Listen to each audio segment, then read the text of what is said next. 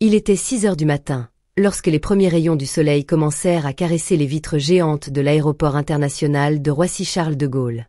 Le hall du terminal Écho, en perpétuelle effervescence, bourdonnait déjà des 1000 mouvements d'une journée qui s'annonçait, une fois de plus, longue et fatigante.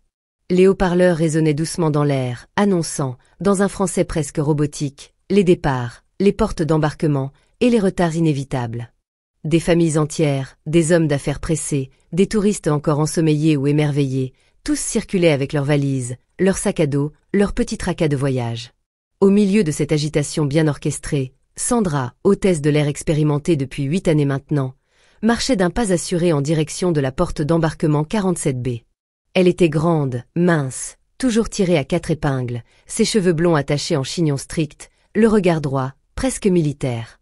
Son uniforme bleu nuit, parfaitement repassé, la mettait en valeur, et son badge doré brillait sur sa poitrine. Mais derrière cette apparente perfection, se cachait une femme souvent froide, dure, méprisante. Le temps avait fait d'elle une professionnelle irréprochable, certes, mais aussi une personne amère, fatiguée de la médiocrité humaine, comme elle aimait le répéter à ses collègues. Elle ne supportait plus les passagers trop simples, trop bruyants, trop exigeants ou trop pauvres d'allure, selon ses propres mots. Sandra avait choisi ce métier pour voyager, rencontrer l'élite, servir des hommes élégants, des femmes distinguées, des classes affaires et première classe. Mais, au fil des années, la réalité du travail l'avait usée. À ses yeux, les passagers de classe économique n'étaient plus que des poids, des nuisances, qu'elle tolérait sans véritable patience. Ce matin-là, elle était affectée au vol AF 489, à destination de Dakar, au Sénégal.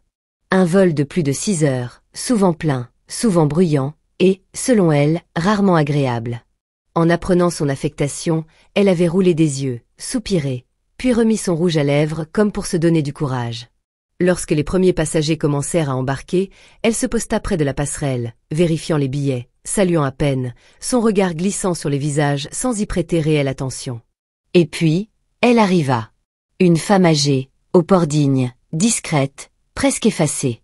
Elle portait un foulard couleur crème, noué simplement sur la tête, une robe longue de tissu africain, sobre et sans fioritures. Son visage était doux, marqué par les années, mais ses yeux trahissaient une profondeur calme, une sagesse ancienne, et un respect naturel qu'elle ne cherchait même pas à imposer. Elle n'avait qu'un petit sac en toile, qu'elle tenait précieusement contre elle, et un billet imprimé, classe économique.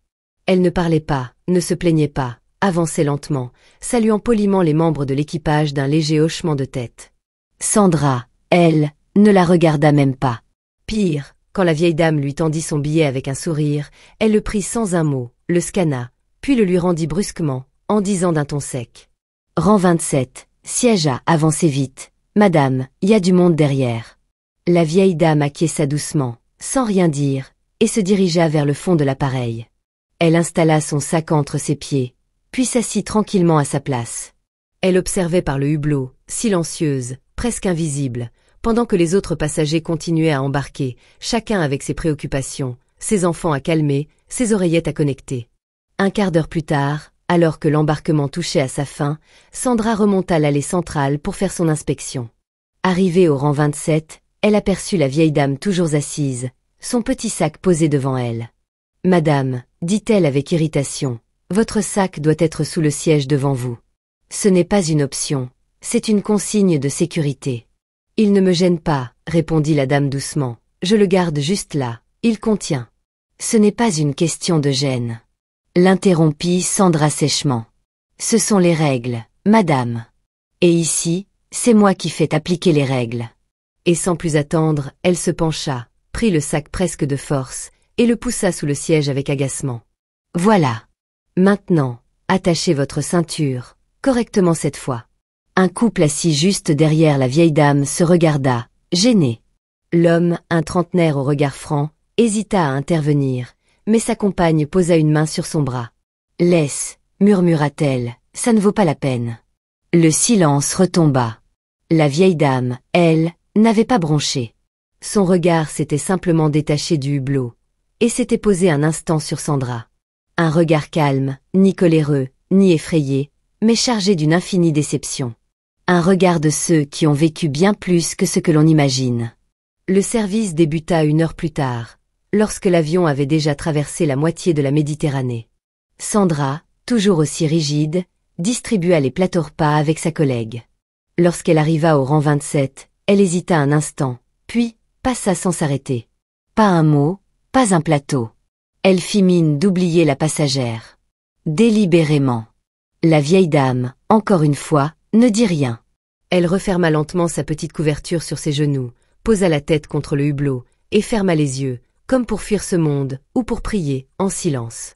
À l'arrière de la cabine, une hôtesse plus jeune s'approcha de Sandra. « Tu n'as pas donné de repas à la dame du 27A ? Non. Elle n'en avait pas besoin. Tu as vu comment elle est habillée ? On croirait qu'elle vient d'un marché de village. Si elle voulait du confort, elle aurait pris un billet en business. Sandra, tu vas trop loin. Tu sais, parfois, il y a des gens discrets, mais importants. Je m'en fiche. Important ou pas, si elle veut du respect, qu'elle commence par s'acheter une valise correcte. » Un silence pesant s'installa. Puis Sandra tourna les talons, comme si de rien n'était, tandis que, dans le ciel, l'avion poursuivait sa course tranquille, vers une destination que Sandra n'oublierait jamais. Les pneus grincèrent légèrement sur la piste, la cabine vibra, puis l'appareil ralentit, roulant lentement vers la passerelle. Un vol ordinaire venait de s'achever, du moins, en apparence. Dans la cabine, les passagers se levèrent lentement, récupérant sacs, écharpes, casques audio et effets personnels. Certains s'étiraient, d'autres bâillaient ou tentaient de rallumer leur téléphone. Tout semblait normal. Sandra, fidèle à son poste, se tenait debout, près de la porte avant, l'attitude toujours droite, le sourire mécanique. Elle disait machinalement « merci »,« au revoir »,« bon séjour » à chaque passager, mais son esprit était ailleurs, déjà tourné vers sa soirée, son hôtel, et cette chaleur qu'elle détestait déjà. Dakar n'était pas une destination qu'elle appréciait. Trop bruyante, trop colorée, trop éloignée de ses habitudes. Mais, parmi les passagers qui défilaient, il y avait celle qu'elle n'avait pas saluée au départ. Celle qu'elle avait humiliée sans un mot de regret. La vieille dame du rang 27A. Elle s'avança doucement vers la sortie, le pas lent, mais digne, son foulard légèrement déplacé par le vent, son petit sac toujours contre elle. Lorsqu'elle arriva à la hauteur de Sandra, elle s'arrêta, juste un instant. Leurs regards se croisèrent. Un silence. Un battement de cœur. Et puis, la dame dit d'une voix calme, claire, posée, sans colère. « Merci, pour votre accueil. » Elle ne souriait pas. Elle ne criait pas. Elle n'accusait pas. Mais dans ses yeux, il y avait une tristesse immense. Une douleur silencieuse. Un miroir tendu vers Sandra, sans haine, sans vengeance. Juste, un regard humain. Profond. Lourd de sens. Sandra, légèrement déstabilisée, hocha la tête, sans répondre. Elle n'avait pas reconnu la dignité dans cette posture. Elle n'avait vu qu'un vêtement modeste, une démarche lente, un sac vieux. Et pourtant, quelques minutes plus tard, alors que la dernière passagère descendait à son tour, Sandra commença à ranger quelques papiers dans son classeur de vol, quand soudain, la porte du cockpit s'ouvrit. Le commandant de bord, un homme d'une cinquantaine d'années, regard franc, voix calme, s'approcha d'elle à pas rapide. « Sandra, tu sais qui c'était, la dame du rang 27A ?» Elle haussa les épaules, un peu agacée. Une vieille dame comme les autres. Pourquoi ? Elle a encore oublié un sac ? Le commandant la fixa, grave. Non. Elle n'a rien oublié. C'est nous qui avons oublié quelque chose. Son nom est Madame Saliou Diarra.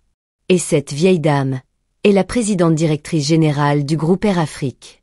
Notre compagnie. Celle qui signe nos contrats. Celle qui nous observe sans jamais se faire remarquer.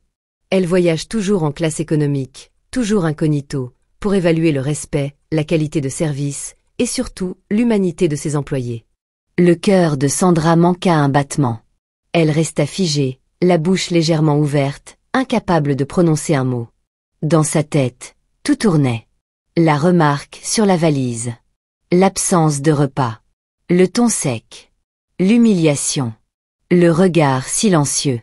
Elle voulut parler, dire quelque chose, mais aucun mot ne sortit. Seule une sueur froide coula le long de son dos. Le commandant poursuivit, calmement, mais fermement.